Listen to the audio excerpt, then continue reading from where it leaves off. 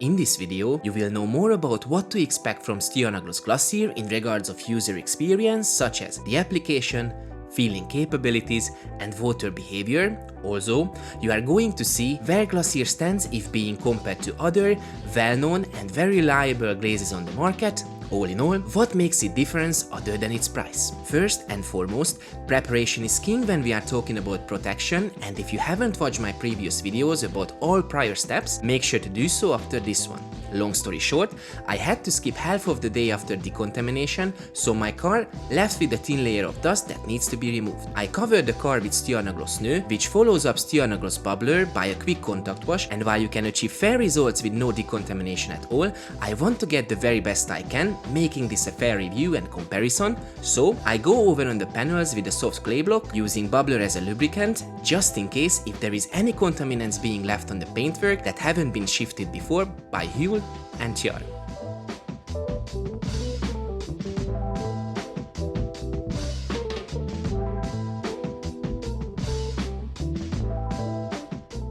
Once it's done, use some panel wipe and ensure all surface has been prepared so there is no unwanted residue or wax left behind, just cleaned, bare paint. Talking about paint, as you can see, my car's paintwork has seen better days, that's for sure, and I can't stress that enough, there is absolutely no way that any kind of glaze make all these heavy defects disappear, just so you know, but let's see how much improvement can be achieved by using Stjarnagloss Glasyr.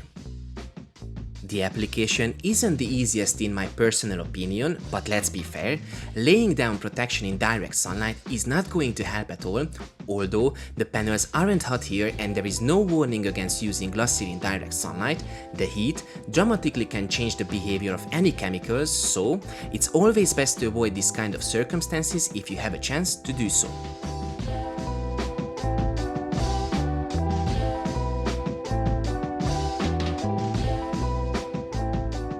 Working one panel at a time is always a good approach to do, and while you are waiting for a section to dry, which by the way takes around 3 to 5 minutes, you can keep going forward with the next panel, then go back and start buffing the previous section until you will be done with the whole car. I use cross-hatch motion at the application, hence I can apply even pressure, keep traction of a good coverage and get the abrasives to do their job much easier. Worth to mention, there is nothing wrong with use of circular motion, I would say it's down to your personal preference.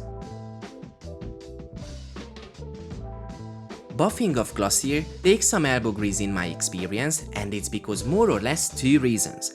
One, obviously this climate I'm being at doesn't help, and two, Glasyr is a hybrid glaze, meaning it already contains sealant ingredients, and that's definitely one, if not the biggest advantage of using Glasyr over on other glazes. Because if you want to keep that glossy finish as long as possible, you need an extra step by adding a protection on top for seal or lock the fillers in. So, even though Glasyr requires more elbow grease than usual, you definitely save a bit of a time on the other hand. Talking about fillers, no glaze will do miracles in my personal opinion, but the increased glossy look proves that the minor imperfection has been definitely improved.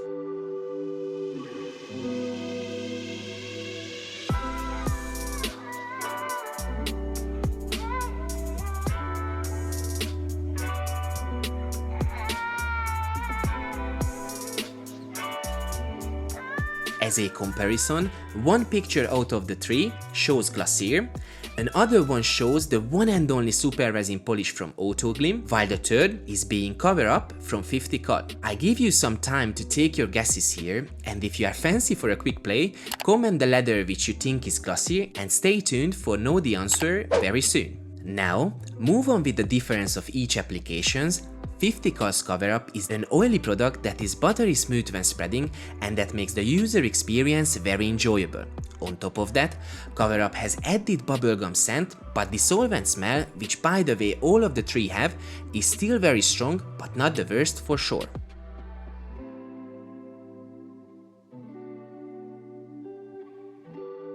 Next, Auroglym Super Resin polish, an all-time favorite that I think almost everyone has in the shed somewhere. Is very pleasant to apply as well, although it tends to dry much faster in direct sunlight, still a thin layer can be easily laid down. And while it's not the worst on the application, the horrible solvent scent is by far the worst out of all.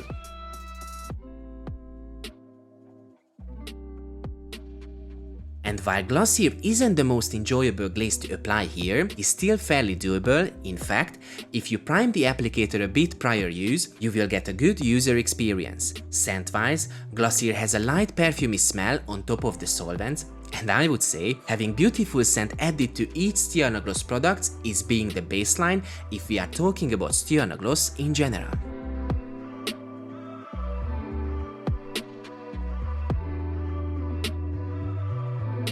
Buffing of each glaze offers sort of the same experience as the application. Cover up is the easiest, SRP is second, and while Glasyr is third in this aspect, don't forget, is still the only product that offers long-lasting protection out of all.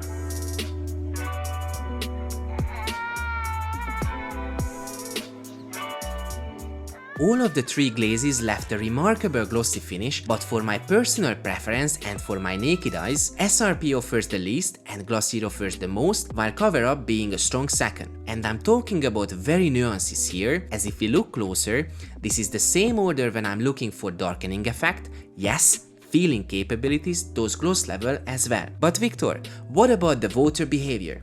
Well, I waited the recommended 24 hours cure time, meaning no water touched the paintwork so the ingredients could properly bond to the surface. Glasyr is the one which pushes away the water the fastest, while the other two still do the same but with a much lower pace and start doing any action much later also, as you can see. Due to sealant components, no wonder that Glasyr is taking the win here, as it offers a much better water repellency alongside with nicer and more rounded beads as well. Stjarnagloss claims 4 months of durability, that I think is fair, and I will do an update once I hit the 4 months mark, so make sure to subscribe if you would like to see that. In the meantime, here is where we stand after 1 month without a single wash. I only rinsed the surface with fresh water and haven't used any chemicals just yet, and I'm very impressed where we currently stand after 1 month without a single wash. Here is how the car looked prior this rinse, and look at this water behavior without even a single wash has been done. Yeah, I think I can call the 2 other glazes dead, or at least dramatically degraded compared to Glasyr. But we will see how much will it be revived once the car will be deeply cleaned. In the upcoming videos, you will see a much faster way to protect your car with the protective rinse aid, and I will see you all very soon with the 4 months update. Like, subscribe, turn on the bell, and see you there. Happy cleaning!